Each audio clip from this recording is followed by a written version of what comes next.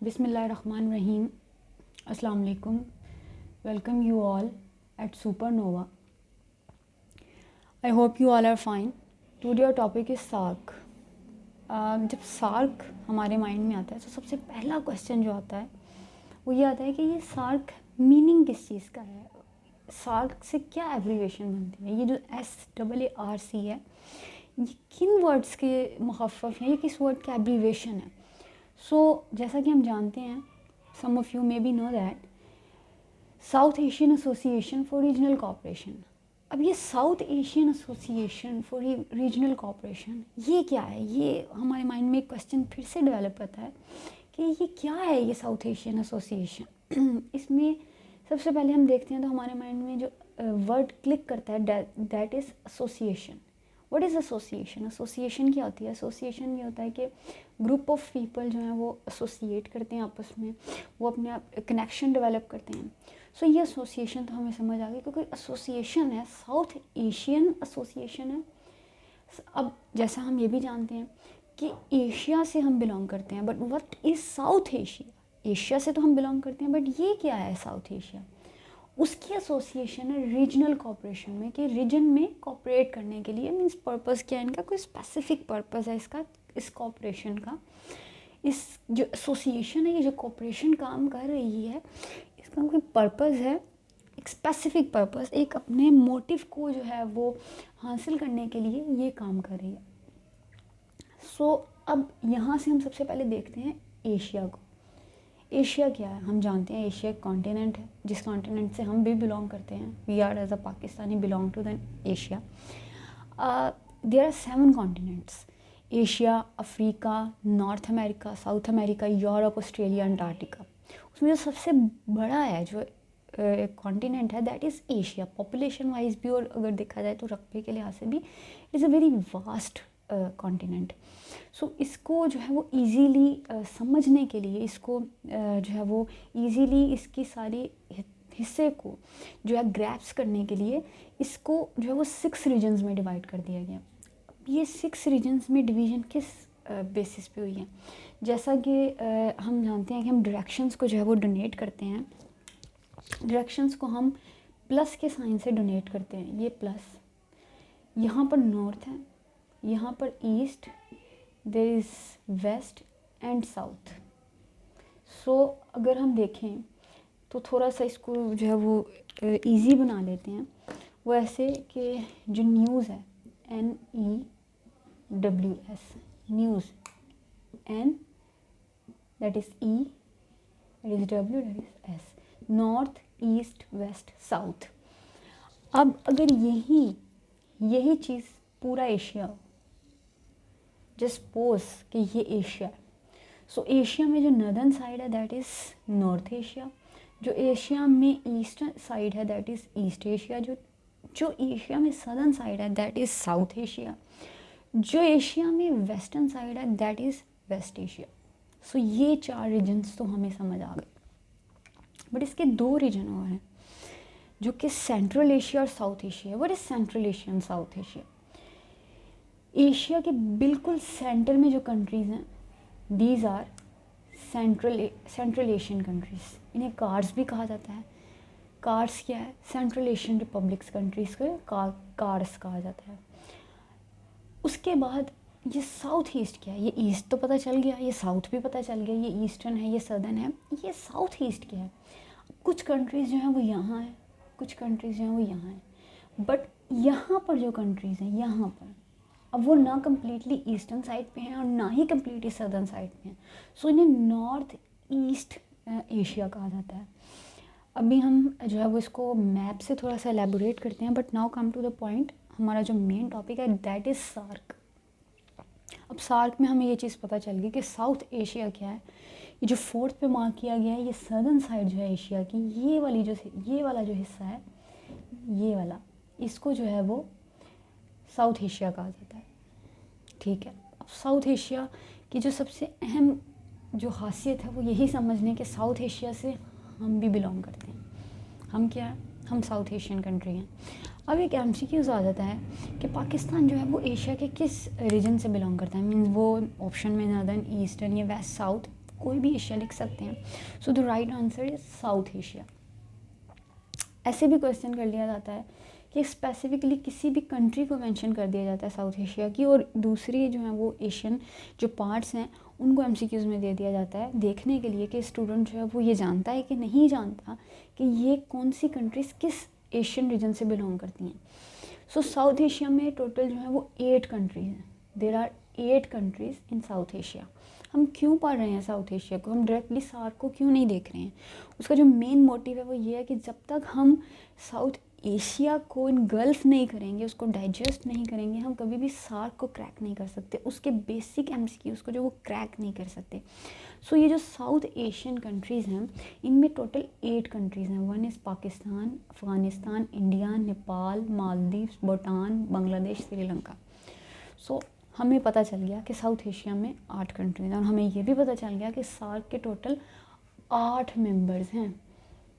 जो south Asia में countries हैं वही सार्क में, क्योंकि ये रीजनल कोऑपरेशन है। ये साउथ एशिया एक रीजन है, इस रीजन में टोटल 8 कंट्रीज़ हैं, उनकी रीजनल कोऑपरेशन है, mean south Asian Association for Regional Cooperation. अब अगर कोई सार्क के बारे में पूछता है तो सबसे पहले हमें पता है ये एशिया में है और ये साउथ एशिया में, सो हमें इसका नाम भी नहीं भूलेगा। अगर कोई एब्रीवेशन आ जाती है एमसीक्यूज़ में जो है वो मल्टीपल चॉइसेस आती हैं, so you can easily mark South Asian Association for Regional Cooperation. So it is easy for those who found difficulty to eliminate the wrong answers, wrong options. So ये जो है वो एक गुड वे है digest करने के लिए इन चीज़ों को। सो अब कुछ स्टूडेंट्स के माइंड में ये भी क्वेश्चन आता है कि जो 8 कंट्रीज़ हैं मोस्ट ऑफ द टाइम ये भी जो है वो कन्फ्यूजन क्रिएट करती हैं, माइंड से स्किप कर जाते हैं इनके नाम, कभी कोई कंट्री भूल जाती है और कभी कोई कंट्री भूल जाती है। सो इसको कैसे रिटेन किया जाए, इसके लिए हम एक स्टोरी जो है वो प्रिपेयर करते हैं। स्टोरी का जो पर्पज़ है just to retain these countries for a long period of time, not more than this। अब जैसा कि हम जानते हैं कि ये जो कंट्रीज़ हैं, जैसे पाकिस्तान देख लिया जाए, अभी हाल ही में अफ़गानिस्तान की जो सूरत हाल है, इंडिया भी ऐसा कोई इतना एडवांस नहीं है, वहाँ पर भी पॉवर्टी जो है वो बहुत ज़्यादा पीक पर है। सो अगर इन कंट्रीज़ की सिचुएशन देखी जाए तो यहाँ पर एजुकेशंस के भी इशू हैं, लिटरेसी रेट हाई है, पॉवर्टी है, क्राइम रेशियो बहुत ज़्यादा है, इकॉनमी जो है वो जो स्पेशली आफ्टर कोरोना कोविड-19 के बाद जो है वो जीडीपी बहुत ज़्यादा गिर गई है। सो ये पॉवर्टी को जो है वो इससे भी फाइट कर रहे हैं। सो इन कंट्रीज़ में अगर कोई काम किया जाए तो वो इतना इजी नहीं है, specifically for an ordinary person it is not an easy task to do. Specially अगर हम क्योंकि हम एक स्टोरी बिल्डअप कर रहे हैं, तो अगर कोई शख्स MBBS करना चाहता है, कोई स्टूडेंट MBBS करना चाहता है, तो वो इन कंट्रीज़ में ईजी नहीं है करना, उसके लिए पेनफुल है इन कंट्रीज़ में MBBS करना। सो अगर हम इसको इस तरह लिख लें, जस्ट हम एक इमेजिनरी वर्ल्ड क्रिएट करें अपने माइंड में कि पेन एंड MBBS। सो ये चार जो अल्फ़ाबेट्स हैं ये हमारे 8 साउथ एशियन कंट्रीज़ को बना रहे हैं। वो कैसे? P से पाकिस्तान, A से अफ़गानिस्तान, I से इंडिया, N से नेपाल, M से मालदीव्स, B से भूटान, B से बांग्लादेश, S से श्रीलंका। सो बहुत इजी है इन कंट्रीज़ को जो है वो लॉन्गर पीरियड के लिए माइंड में रिटेन करना, और डिफ़िकल्टी लेवल भी जो है वो ऐसा इसका हाई नहीं है, क्योंकि आप जब इन चीज़ों को जो है वो एक समझ कर एक फार्मूला के तहत याद करते हैं तो फिर आपको वहाँ पर कन्फ्यूजन नहीं क्रिएट होता, स्पेशली एग्जामिनेशन हॉल में जहाँ बहुत ज़्यादा प्रेशर होता है क्वेश्चंस का। अब एक और चीज़ है जो हमें जो है वो बेनिफिशियल रहेगी, क्योंकि अगर हमने ये 8 कंट्रीज़ कर ली हैं तो इनके कैपिटल्स को भी देख लिया जाए, क्योंकि अगर कैपिटल्स हो जाएंगे तो कैपिटल से रिलेटेड भी MCQs आते हैं। और अगर as a Pakistani I do believe कि कि पाकिस्तान का जो कैपिटल है वो इस्लामाबाद है। अफ़गानिस्तान तो आजकल वैसे ही बहुत ज़्यादा हेडलाइंस में रहा है, जब से तालिबान ने टेक ओवर किया है तब से तो कुछ ज़्यादा ही ये अखबारों की जीनत बनाया और हेडलाइंस आई हैं न्यूज़पेपर में। तो आई नो कि पीपल आर वेरी अवेयर जो PMS या PPSC से, और may be for taking this video as a enhancer to enhance in their general knowledge. So Kabul जो है वो इसका कैपिटल है। इंडिया आर्च राइवल है, सो सब जानते हैं आर्च राइवल हमारा जो है वो इंडिया और इसका न्यू दिल्ली है। नेपाल खठमांडू। आई डू बिलीव कि नेपाल भी एज अ फेमस कंट्री है और कहीं ना कहीं हमें काठमांडू के बारे में भी काफ़ी ज़्यादा नॉलेज है ना। मालदीव्स, थोड़ा सा जो इशू होता है मालदीव्स के कैपिटल में होता है। सो मालदीव्स का जो कैपिटल है वो मेल है। सो स्टार्टिंग के 3 अल्फ़ाबेट्स एंड ई, सो याद रहेगा मालदीव्स का कैपिटल मेल। भूटान, भूटान का कैपिटल है थिम्फू। अब इसको थोड़ा mnemonically, it may be sounds funny, but mnemonically इसको जो है वो याद करने के लिए हम ऐसे कह सकते हैं कि कोई भूत देखा है जो बड़ा ही थिन है और वो फूंक मारो तो उड़ जाता है। तो इट मीन्स कि कोई भूत देखा है, भूटान से भूत जो कि थिन है, उसे फूंक मारो तो उड़ जाता है। थिम्फू, उसे फूंक मारो तो वो उड़ जाता है, तो थिम्फू। बांग्लादेश, ढाका, क्योंकि वो ईस्ट और वेस्ट पाकिस्तान की वजह से भी काफ़ी ज़्यादा फेमस रहा है। सो एज वी नो कि इसका कैपिटल जो है वो ढाका है। श्रीलंका, कोलंबो।